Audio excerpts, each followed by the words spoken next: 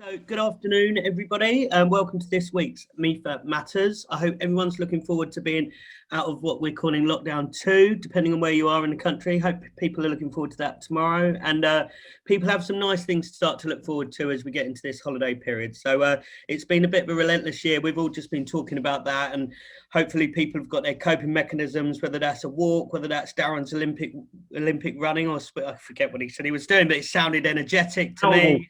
What was it, mate? Power walking. Power walking, that's it, power walking. So, it has been really difficult, but you're right, with the sun out, hopefully we are feeling a bit more positive as we look to wrap up the year. So those of you who don't know, I'm Liam from the Seven Stars, and we've had one of these every couple of weeks since maybe March, April now, and we've regularly get over 100 people. And thank you all so much for taking half an hour, 45 minutes out of your day to get on and hear a bit from some awesome panelists that we've got on today. So again, for those of you who don't know, Media for All was set up in 2018 by Daren, godfather of outdoor industry, but he also set up MIFA, and he kind of joined the industry and felt there's a real opportunity to help recruit and retain people from Black, Asian and minority ethnic communities within our industry. And as well as having recruit and retain as a real pillar focus of ours, we also try as much as we can to talk about how people can rise within the industry. And that is what we're going to talk about quite a lot today. We know that when new entrants enter this industry, we want people to look up and see more people that look like them in positions of influence. And unfortunately, at the moment, that's not the case. And we've talked about that quite a few times over the last few months, but it's something we're really trying to push. We also believe that in order to drive a bit of change and keep the momentum on a lot of promises people made around things like ADLAN commits, that we need to have a platform for open discussion and conversation. And that's the idea of MIFA Matters, right? That was what this webinar is all about, a safe space where people can ask questions, debate, discuss topics without having any judgment or fear of using the wrong language. So we really believe at MIFA that everyone's responsible for coming together and being part of the difference. Anyhow, what are we going to talk about today? So today we're having a really fascinating conversation with some brilliant guests. You can see them all here, very smiley faces. And we're going to talk about how people of colour can put themselves in the best position to land that next big role or job. And that might be within their existing company. They might be struggling to work out, well, how do you rise up? How do you get further? Or it might be people who are sitting back thinking about, well, that big role that comes along, why do I never hear about that until someone's hired? Or why don't I get to tap on the shoulder and get asked to interview? So we're going to be talking a little bit about that today, and we're going to be talking about that because we know that people from non-white backgrounds have really different lived working experience compared to some of their white colleagues. And what that means is people are less likely to be promoted, they're less likely to lead internal projects, and it really is affecting that pay gap we're seeing in people of colour in our industry. So the team today are going to get into some of those big topics, and I would feel like I've got a bit of a long intro today. I guess the last thing from me, I don't know, and if you haven't, please do have a watch of the McQueen Small Act series that's on a Sunday night. It's absolutely phenomenal. And, I've been shouting at the TV, I've been crying, I've been happy in equal measures. And this Sunday's was Red, White and Blue, and it was all about a black man trying to make it in what was, I should be careful, what was, maybe in places still is, a bit of an institutionally racist British police force. And it was about this guy who was super passionate, trying to bring about change from within. And as well as facing real challenge from his colleagues, he also faced challenge from his family and his friends. And it was a really difficult thing to watch, but I definitely encourage people to watch it if they haven't already. And it kind of left me thinking, is how different is it, or how easier is it now for people within the ad industry? And we probably still have quite a way to go. But again, that's what today's about, right? We talk about it every week, but this is totally a safe space. Please ask questions in the Q&A below. If you do need any emotional support following our panel today, or if you've got any advice, NABs are brilliant. I know Amanda's one of the on the board of trustees over there. They have an advice line which is open to anyone on this call, anyone in the industry, and I'll drop their details in the chat box very shortly as soon as I stop talking. Introducing today's panel. So we do have some brilliant guests here today, and we might have a slightly late Dara. We'll see if he's just messaged me saying he's just wrapping something up. So we have Amanda. Amanda is the Global Exec Talent Consultant, bit of a mouthful, and she's also on the board of trustees for NABS. And we know NABS has been absolutely under the cosh this year, really helping people struggling with some really tough stuff. So we appreciate all the work you do there. We also have the brilliant Daren Rubins, who we always feared when he was at PhD, did some brilliant stuff, but more recently is founder of executive search and talent business Conker. And, you know, it's really good to have Daren on the show today. We have Aliya, who is founding partner of brilliant JourneyHR. I have to say that because Aliya does a lot of work for us guys at the 7 Stars, and Aliya and the team are absolutely awesome in the work they make happen. Hi, Dara. I think you're here now. I can't see you yet, though. So, Aliya, thank you for joining. Aliya is also a MIFA mentor. We have Shetel, who's people and culture expertise partner. I hope I've got that right, at Investigo, and is also a MIFA mentor. And lastly, but not least, and I can't see his happy, handsome, smiling face yet, we have Dara joining us from Twitter, who also has done an awesome job spearheading a really diverse team over at Twitter. And, you know, I've been really lucky to watch Dara present his sales team of the year Prezzo a few times. And it's been awesome to see how he's really spearheaded a lot of initiatives. And hopefully we'll hear a bit of that today. Never won it though, Liam. Never won it though, have we, mate? We've never won it. I won't vote for you, Dara. I've got to be honest. Only joking. No, so thank you for joining, Dara. It's really exciting to hear from you today. So thanks for everyone for joining. I think, as I said, please pop some questions in the Q&A box. But in the meantime, why don't we start with Amanda? Amanda, tell us, you know, since the BLM movement, a lot of organisations are talking a good game. They've signed up. They've said they want to make change. What are you seeing them doing differently to attract diverse talent? What sort of briefs are you getting through, and how are businesses really trying to move forward in the right way in that area? So, I mean, that's a massive question. Firstly, hello to everybody. And I'm just delighted to be part of this today, and I could talk for England about it. So apologies in advance if I do, but feel free to obviously connect with me and message me if there's anything you want to go through. I think, generally speaking, diversity as the word has always been on the agenda from a recruitment perspective. But I think diversity covers absolutely so many different things. You know, it covers, you know, your ethnicity, your gender, your age, the sector, the geography. And so what's happened, it's always been there, but I think it's perhaps not had the same metrics and consistency and continuity and focus that it certainly has now. So generally speaking, I would say what's really different, and obviously it's you know, shocking, you know, that something happened that has had to cause such a reaction, I think, within us all. But on the other hand, it does mean that there is something tangible being done, is that there is more metrics being put in place. And I think, as our, you know, esteemed colleague Karen Blackett cited, is that companies have to start by looking really at their data. And until you know what the data is, and until you know what that shows, you can then put some metrics in place to actually then put some proper, when I say targets, I think people have had targets, but I think they have literally just been there to tick certain boxes. So I think there is now much more awareness, continuity, commitment, and communication about it. But there is still a long way to go by doing that. And I think that COVID has meant it's much harder to actually do that now.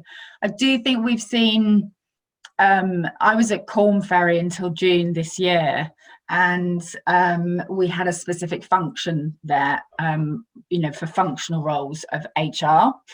And I remember talking to them about the rise of the diversity officer. There's always been HR, there's talent, there's HR. Different companies have different things. There wasn't really a focus on the role diversity officer. And I think now there is an increase on that, which is good, but it's got to mean that just because you've got that there are still companies that unfortunately don't retain talent, you know, diverse talent, and it means that there is still stuff to be done. So, sorry, long answer, but yes, there's far more of an awareness about it now, but I do believe we need much more communication, much more consistency, much more analysis of the data in general. Thanks, Amanda. And I think you're right. I think people are being held account a bit more to the metrics and to what they're, and encouraging people to release them and be really honest about where they are. And I think what we're seeing, definitely as MIFA is that the diversity officer role, whilst it's super important, it can't just be that's a quick fix. That's got to be a fundamental change to how people work within the industry, right? How they work within their organisation. It can't come from one person alone.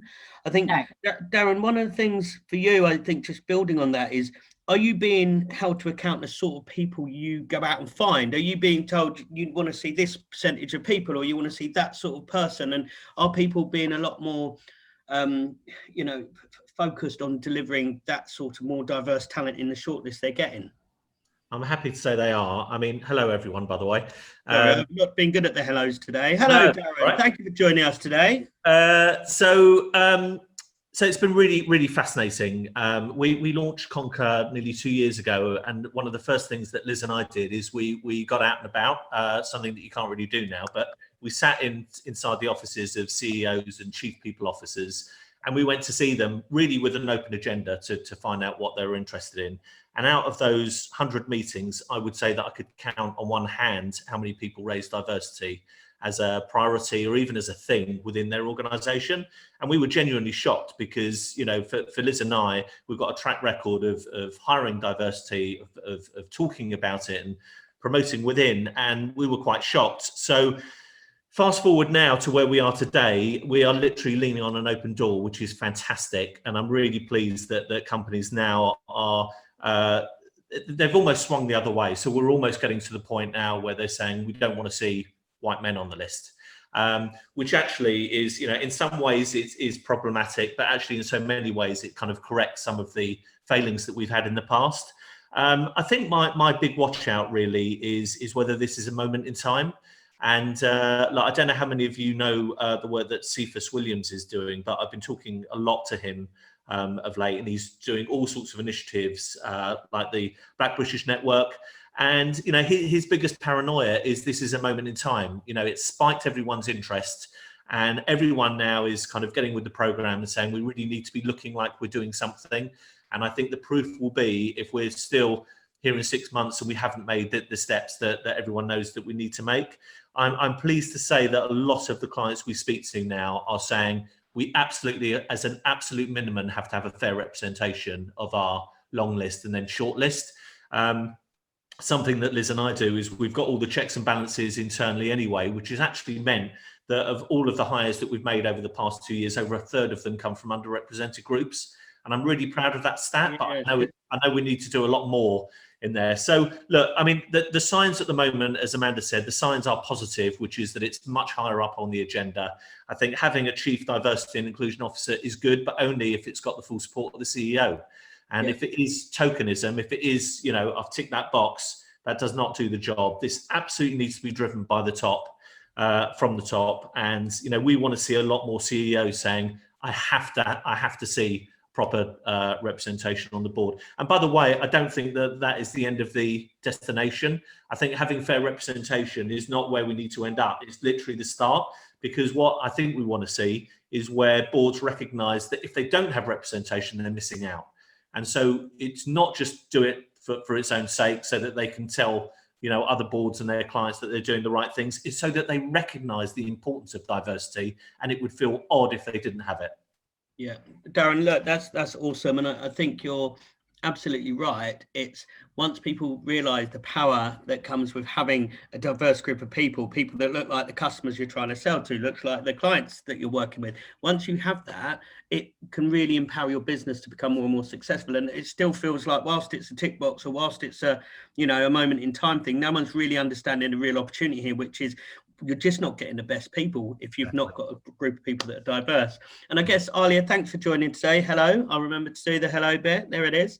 I wonder, Aliya, one of the things that you do as JourneyHR is advise businesses about how they can put initiatives in place, what they should be doing, how they can help deliver that diverse talent that I guess we're all advocating, we know is more powerful.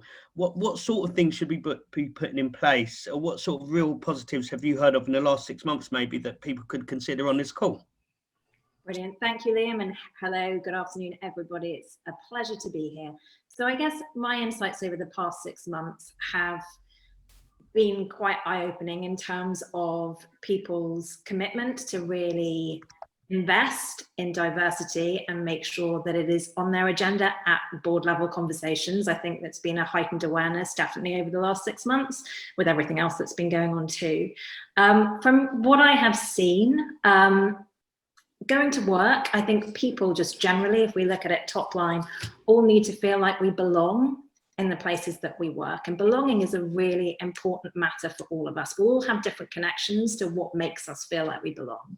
So I've seen organizations really think about capturing that over the last 6 months. So how do we create these inclusive cultures? And of course, we know the stats are against us. From the IPA stats of 13.7% representation, we know that at board level we're seeing we've doubled it. It's 4.1% at board level in terms of ethnic minority representation.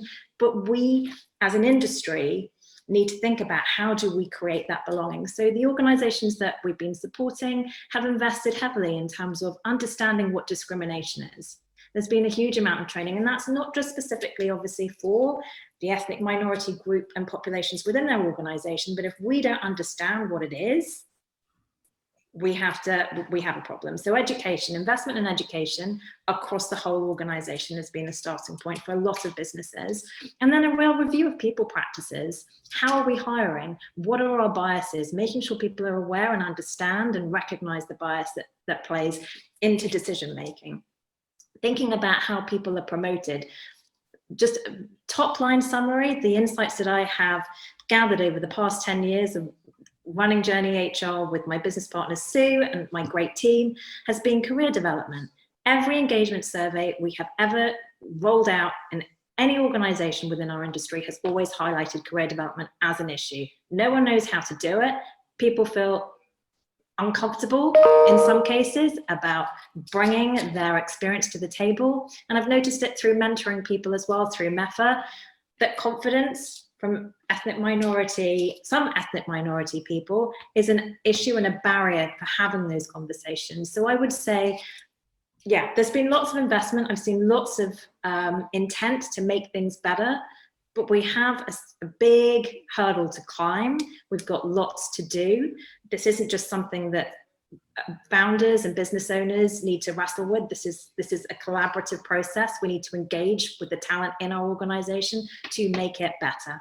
So I hope that's kind of answered the question briefly. No, it definitely does, Aliya, and I think that people be keen to hear a lot about, things like unconscious bias training and blind recruiting, and do some of those things work. And I guess, Shetel, thank you for joining us today, and nice to meet you. We've not properly met before. I wondered, what do you say to those organisations? And I think Daren touched on a little bit, who says, "Oh well, we just want to get the right person for the job," or we can't find people who look like X, Y, Z, or we can't find people from that sort of background. How do we deal with that sort of thing? Is it a case that I'm really good mates with Dina, he'll go, they're just not looking, or they're just not trying hard enough? What would you say to people who are genuinely saying they're struggling? I don't think they're making it up. How do they cope? How do they deal with that? Yeah, I would say you need to start thinking differently. If it's not working for you, not getting the numbers in terms of recruitment from a diverse range, then you need to start thinking differently. Is there creative approaches you could be using for your recruitment?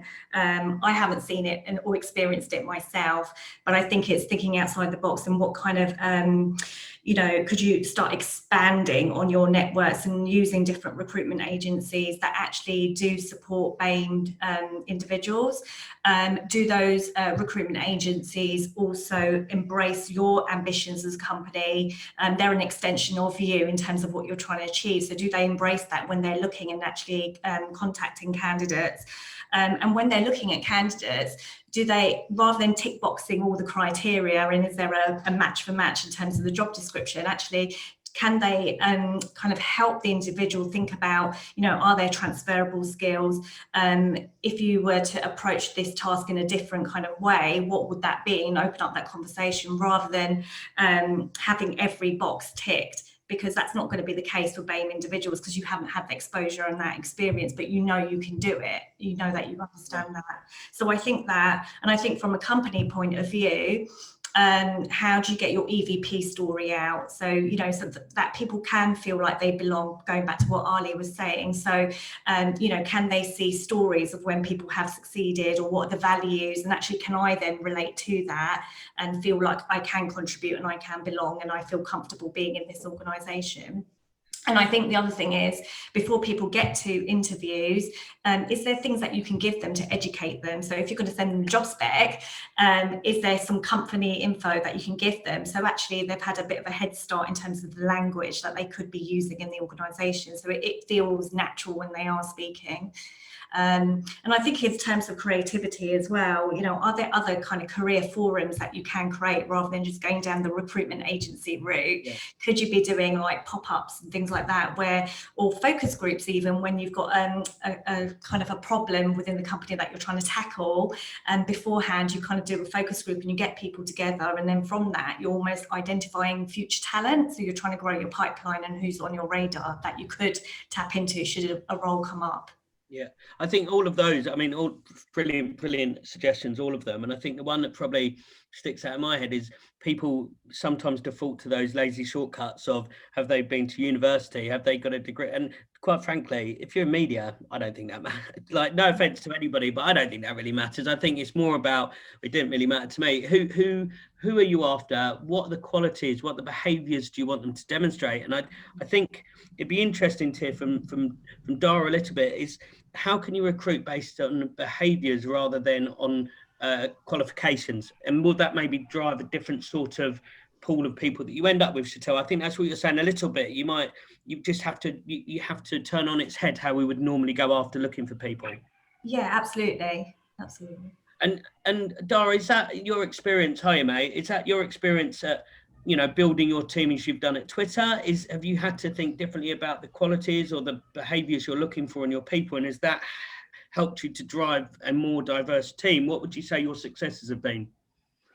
Yeah, I think it's a great point. I think for me, the difficulty, the opportunity, but also the challenge is that Twitter, when I joined, 8 years ago now, was, I came from Google, and there's Google, Facebook, and there's Twitter. And what Twitter were doing at the time was essentially employing people that had exclusively essentially been from Google, from Microsoft, from Yahoo. And when I joined, I kind of said, look, we've got to stop this. That's hypocritical, isn't it? As I've just came from Google, but because essentially, and if you forget diversity of, gender, age, ethnicity, just diversity of thought and experience. And I think that we did that. And I'm going to be totally honest with you. At the time when we're doing it, like 7-8 years ago, it was so we could build a rounded workforce. Like Liam, your background was print, and actually, print and digital have been considered miles apart in the past. But we hired some people from print, and they were like, what they knew about their brands, what they knew about their customers was unbelievable, because that's what they had to do in their background, whereas digital was slightly different, it's more technical. And then what ends up happening is, albeit not necessarily by judgment initially, you end up hiring diverse people. And I think that's a key thing. And then obviously our focus has been to look at diversity, and has been to, and we publish our stats globally every year. And we publish our stats every year, and they're getting much better, which is great, but there's still work to do. And but yeah, I think you just have to look at the whole thing, really. You have to look at the whole picture. And Dara, does sometimes that, we can see you perfectly now, my friend, does that sometimes mean you have to wait slightly longer to find the right person, or is that an excuse that people throw up that we just can't throw away? It's an excuse. I think, look, the most important thing is to hire the right person, like for the job, right? But by extending your pool, I mean, let's just look at it logically, should make things quicker rather than, you know, if you're saying they have to have a specific background. And actually, to your point about universities, you know, again, when I joined Google, you had to have a specific degree from a specific university, let alone be at university, having gone to university. And by the way, that's not the case at Google now. But at Twitter, we've never had that in place, that you have to have certain background and various other things. And look, our interview process can be quite long, but that's to make sure we get the right person. But our pool's quite broad, so I think it's an excuse. There's a lot of people out there that, you know, would love the opportunity to work at all of our companies and do a different kind of thing, you know. And actually, Daren said to me a few years ago, you know, you can always pivot, you can always change, regardless of how old you are, and you know what you've done. And I think that's the mindset. And I think the thing for me is, again, about diversity, is having about your own individual diversity of thought. Don't try to be as good as Liam is at something. Try to be the best Dara, you know, because I'm going to be better at Liam at certain things, and Liam's going to be better at me at most things. But I'm happy with that. Only some. Thanks, Dara. I think that's really interesting, and I think what you say there about be your best you comes back to confidence. I think because we're told a long time you've got to behave in this way, or you've got to show more gravitas because you've got to look like that. I feel like people have they come to the table with slightly less confidence, like they slightly less deserve to be there, and that is purely a, you know, that's if we're in a world where people are looking for equality, are looking for inclusivity, we have to make people feel more confidence. I think, Shetel, you were saying it. What can you do to those people to make sure they're turning up prep, they're not nervous, they have an experience that is different? And I guess it's sort of a question for Daren and Amanda. Don't know how you're going to answer it together, but maybe take it in turns. I guess what I'm either mentor people or speak to people quite a lot through MeFair, and what I find is people go, I'm banging my head against a brick wall. I know I can do it, but I'm just not getting there. What's the advice you sort of give to those people? How can they find that confidence, but also how can the organizations you're working with to find them brilliant people, how can you get those people in front of them? I don't know if that's a simple question, but hopefully you understand what I'm trying to get to. Don't know who wants to go first. Amanda, go. Oh, sorry. Absolutely. I think there is that imposter syndrome in a lot of us. And I think generally as well, with, you know, diversity, ethnicity, people are scared often to say something because they're scared about saying the wrong thing. And I think in terms of yourself as an individual, to think, you know, and know and have the confidence and believe that you can get that next job. There are certain things that you can do to ensure that. And I mean, I have actually quite a long list that I have written, but I would think the main thing within your own organisation is know what your organisation is doing in terms of, you know, their diversity policy. I think call it out, have support from people within the organisation. There's a difference between having a sponsor and a mentor. And within your own organisation, I think it's really important to perhaps have a sponsor. So they're not there necessarily to, you know, advise you on certain things to do with your career. They're there to help champion you, to make sure you get a seat at the table. And let's face it, I think that every company should, on every decision-making board, practice, group, whatever it's called, have a diverse group of people. There has to be a diverse group of people on every single decision. So I think find yourself a sponsor, and I think find yourself a mentor. And a mentor can be outside of the industry and it can be within the industry, but be really clear with yourself as well about, you know, what do you want? What do you want the outcome to be? What does the success look like for you? How will you know when you've got there? You know, what needs to be in place? There's so many other things, you know, within that, but I think initially, the other thing I just like to say is, you know, Daren and I both work in executive search, and when I moved to Corn Ferry, there was a lot around also, you know, succession planning, pipeline, you know, talent management is. I think we might have lost Amanda there for a second. Daren, while we wait for Amanda's Wi-Fi to catch up, I don't know if you want to add in any thoughts on that. Yeah. I think I'll talk not as a headhunter, but as a former CEO, because if I just think back about the people that did well at PhD, there were people that had a point of view and people that had the confidence, not the smartest people in the room necessarily, but the people that had the confidence to give an opinion and that cared.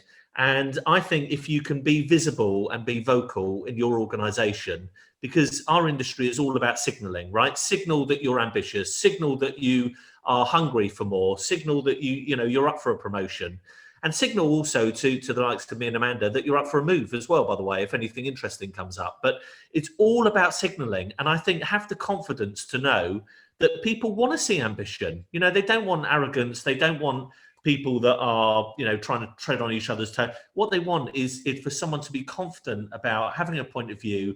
They're upbeat, they're positive. Those are the types of attitudes and behaviors that are really infectious. You want to be surrounded by positive, optimistic people. So I would say go up to your CEO, just start talking to them and just say, you know, I've had this thought, or I've had this idea, or I've noticed this. Because it's people like that you just want to hang around. So I think it's all about signaling. It's signaling what you do on LinkedIn. It's signaling what you do in real life. But just make yourself open and accessible for new opportunities. I agree. And actually, sorry, I froze earlier. I think that as well, that Daren is so right. So many people don't actually say they want the job. And actually, it's such a basic thing. Just to say, I really want the job, or I really want to progress, and don't. I know it's easy for us to sit and say, you know, don't let it hold you back. But I do also think that, you know, it's not about fixing the pipeline of incoming talent is not going to solve the diversity problem either. You know, there are so many other things, as Aliya mentioned earlier, about what else needs to be done. But we can certainly, obviously, you know, encourage that and help with that. Thanks, Amanda. Can I just add? I'm sorry, Aliya, go for it. Sorry to interject. This is such an interesting conversation. So, totally agree. Confidence is majorly important. But an insight that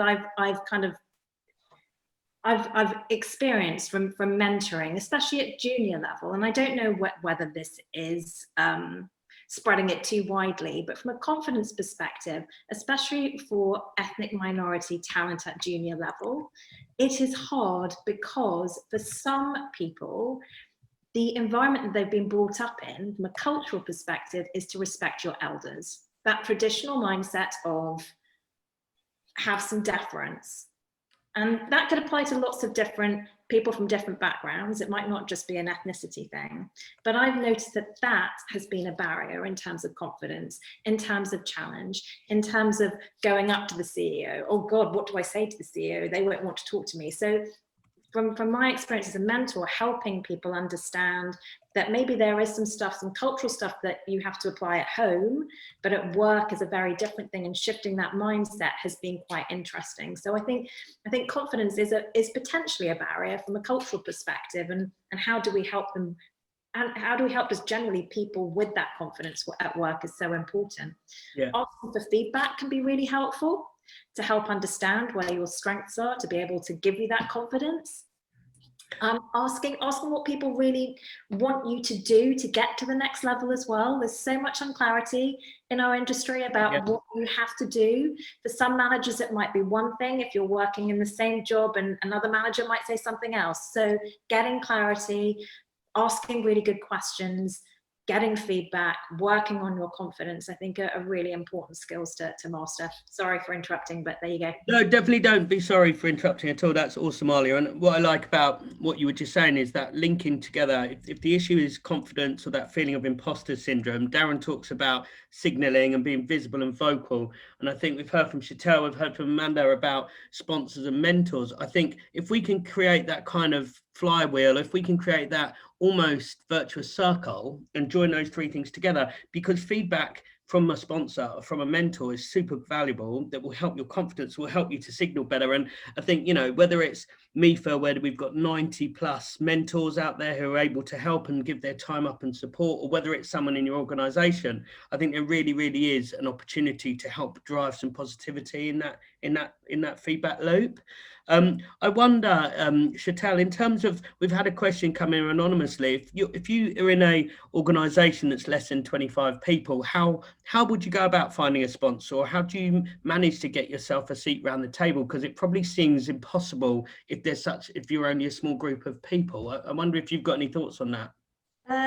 Well, what comes to mind at the moment is I think, first of all, it's acting with purpose. So don't just go up to people and say, I just want to be close to you and network with you. I think you need to act with purpose. So define what it is that you want from that relationship. So the analogy that I always use is, if you're sitting around a table, that's your development board.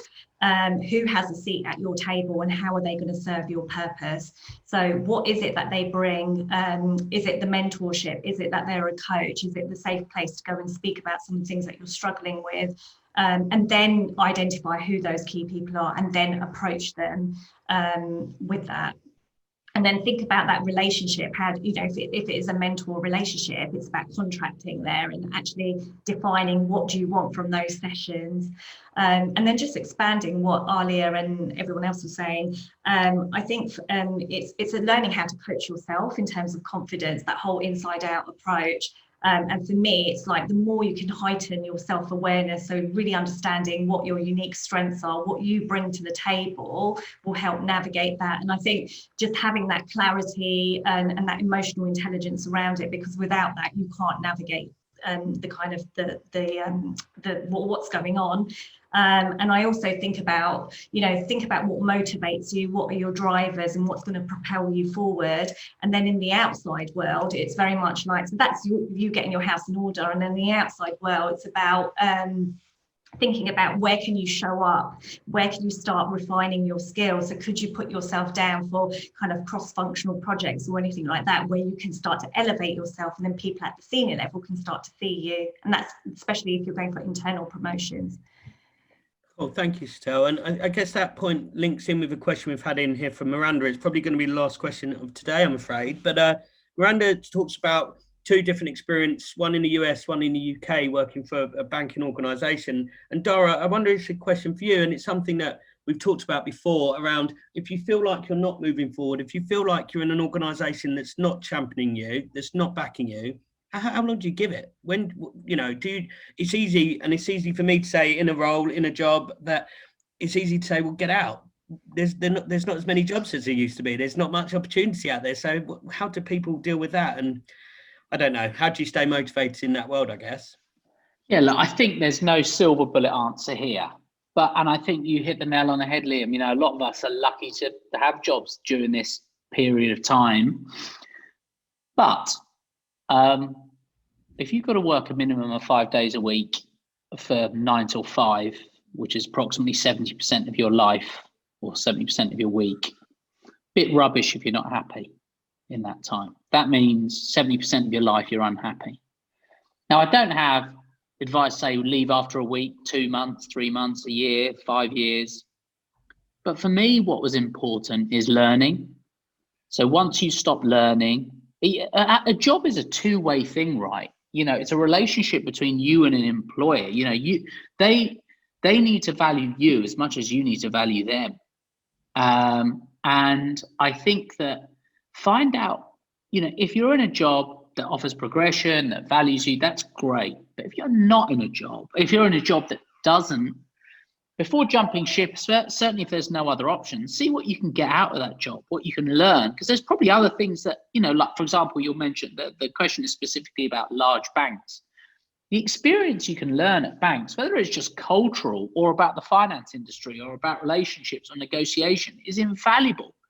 And then try to go when the time is right, or when the work both for you and in society, the market, then try to go somewhere else. But take that information with you and try to, you know, I find that people who are desperate to leave jobs often go to a job that is also not good, because they take the first possible thing, you know, because they're desperate to leave it. And I think the grass isn't always greener, but get out of the situation what you can. And just remember that, you know, you are as important to them, or you should be as important to them as they are to you. And I think that, again, it's about being the best person you can be, you know, making the best. The first job I was at, I absolutely loved it. And I left after 6 years, but I should have probably left after 4, because I stopped progressing after 4 and I stopped learning after 4, but I just loved it so much. But what it taught me is once you hit that wall that you're not really picking, and there's nothing that it's not that they couldn't offer me progression. It was a dead man shoes kind of industry where I literally had to, dead person shoes. So, you know, I had to literally wait until someone died or left, because there literally was tight margins, but I loved it. But realistically, I should have gone earlier. But if I hated it, clearly it would have been easier to leave. But so for me, the lowest common denominator was, what am I getting out of it? And actually jobs that you don't necessarily like still can offer stuff in the background that you should be capitalizing on, is what I say. But it doesn't really answer the question, Miranda. I'm sorry, but I've made a career out of that. It answers it a bit. I think it's a really good answer. And look, Miranda, you can definitely follow up with Dara separately, and you can force him to answer it fully as a question. I think we've run out of time today, folks. I've been super chuffed with the quality and the conversations that we've all been having, whether that's kind of the sponsor, mentor, signaling confidence feedback loop we want to try and create. I think we could all learn from that, about making sure we've got that happening in our organizations or for each other. I think the whole piece that we heard from Shetel about how can you do things differently, you might need to turn things on its head, because if you interview the way you've interviewed for the last 10 years, I tell you what, nothing's going to change. So we all need to, including myself and my business, we need to do that. I think the whole thing that Ali has talked about around belonging and about seeking how you can make people feel like they belong somewhere is a better word maybe to think about when you're interviewing or when you're creating culture versus just equality or inclusivity. Sure, you need to do that, but maybe it's more about belonging. I think there's been some really, really good chats we've had today, and all of these sessions are recorded, are on our Me for YouTube channel. We've got 2 more things to do. I think firstly, I just wanted to say thank you to everyone for showing up today and for giving their advice and their feedback. And, you know, it's been brilliant. I've really enjoyed this conversation. So thank you to the whole panelist team. The second thing we've got to do is we've got one more session before Christmas. And what we're going to do, you guys are the first to be invited. We're going to invite, goodness knows how I'm going to facilitate this, but we're going to invite everybody who's been on these panels for the last 6 or 7 months to join, and we're going to have a best of the last 6 months. So we're going to be celebrating some great things that happened, talking about some hopes and dreams for the future, and maybe telling our top, you know, what's our top advice been this year. So if you guys can make it, that'd be great. I hope everyone listening today can make it, and we'll round off the year in style, because I think whilst it's been a difficult year, there's been stuff that we want to hang on to and really drive forward. So thanks again, everybody, and enjoy the rest of this sunny day. Thanks, team.